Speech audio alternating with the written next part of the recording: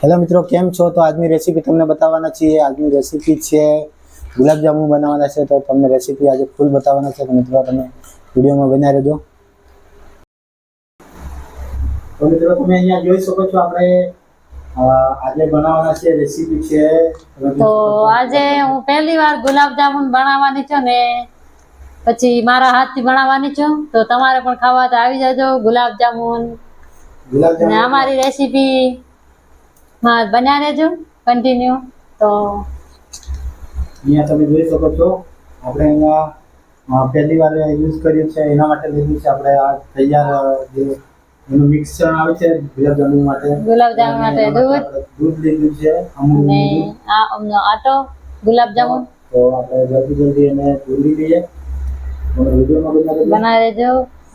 અમે આ લઈ લીધો છે ગુલાબજાંબુ નો આટો. આ મિક્સર તમે જોઈ શકો છો, છે 200 ગ્રામ છે. 200 ગ્રામ છે. 200 ગ્રામ ને કેટલા બનશે? 40 જેવા બનશે. 40? હા. ઓહો. આપણે 200 ગ્રામ લઈ લીધું છે. આટો દૂધ લઈ લીધું છે. દૂધ છે અમૂલ ગોલ્ડનું યુઝ કર્યું છે. આ થેલી બતાવી, આ જે અમૂલ ગોલ્ડ આવે છે એ યુઝ કર્યું છે. એટલે આ દૂધ લઈ લીધું છે. कुछ चलेगा इसमें? વધારે નહીં પડે, જરીક.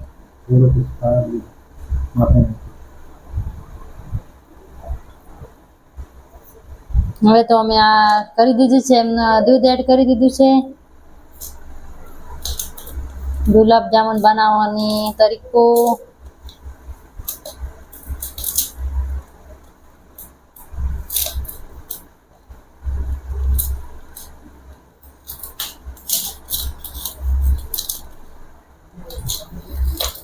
तो गुलाबजामुन पहली बार बनाया,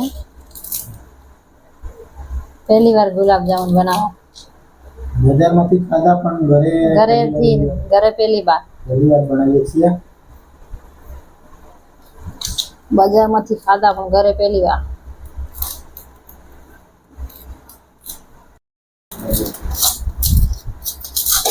અહીંયા જોઈ શકો છો, આપણા જે આટો છે આટો કમ્પ્લીટ રેડી તૈયાર કરી દીધો છે. મિત્રો તમે જોઈ શકો છો, અહીંયા જે મિક્સર છે હતું જે ગુલાબજામુનનું એ કમ્પ્લીટ રેડી કરી દીધું છે. હવે એના આપણે ગોળ ગોળ એ બનાવી લઈશું. તો તમે વિડીયોમાં બના રહેજો.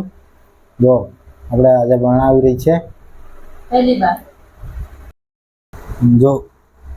જો મિત્રો તમે જોઈ શકો છો, આપણે ગુલાબજામુન માટે જે ઝીણા ઝીણા આટા છે એ તૈયાર કરી લીધો છે અને એના જો ગોળ ગોળ તૈયાર કરી દીધું છે. હવે તમને બતાવીશું આવી રીતના. જો હાથમાં થોડું તેલ લઈ લીધું. તેલ આવી રીતના હાથમાં થોડું તેલ લઈ લેવાનું અને તેલથી ગોળ ગોળ આવી રીતના એ કરી દેવાનો. તો તમે જોઈ શકો છો, આવી રીતના જે ગોળ ગોળ એ કરી લીધા છે અને આવી રીતના આમ ગોળ કરી લેવાના. તમે જોઈ શકો છો, તમને ફાસ્ટ ફોરવર્ડ કરીને બતાવી દઈશ પછી. તો જો મિત્રો, આપણે જે ગુલાબજાંબુ માટે જે એ છે તૈયાર કરી દીધું છે. મસ્ત ગોળ ગોળ તૈયાર કરી દીધું છે. મિત્રો તમે જોઈ શકો છો, હવે આપણે એને તેલમાં તળી લઈએ, ફ્રાય કરી લઈએ તેલમાં. તો એનો જે કલર બદલાય ત્યાં સુધી આપણે ફ્રાય કરી લઈએ. તમે બના રહેજો વિડીયોમાં. ગેસ ચાલુ કરી દીધો છે અને અહીંયા એ બી મૂકી દીધું છે. તો અહીંયા આપણે તેલમાં ફ્રાય કરવા માટે તેલ યુઝ કરીશું તિરુપતિનું. આમ ડાયરેક્ટ કરી દે આમ. તો અહીંયા તમે જોઈ શકો છો, આપણે જે તેલ છે તેલ તિરુપતિનું યુઝ કરવાના છીએ. તો તમે વિડીયોમાં બના રહેજો. મિત્રો તમે જોઈ શકો છો, આપણે ગુલાબજાંબુ માટે અંદર જે તેલમાં ફ્રાય કરવા માટે નાખી દીધા છે. તો તમે જોઈ શકો છો, આપણે જે તળાવ્યા પછી તમને બતાવી દઉં તેનો કલર કેવો આવે છે અને કેવી રીતના થોડા કેવો કલરથી આપણે નીકાળી શકીએ. જો તમે કલર એનો જોઈ શકો છો. મિત્રો તમે જોઈ શકો છો, ફાઇનલી આપણે જે આવી રીતના નીકાળી લેવાના છે ગુલાબજાંબુ.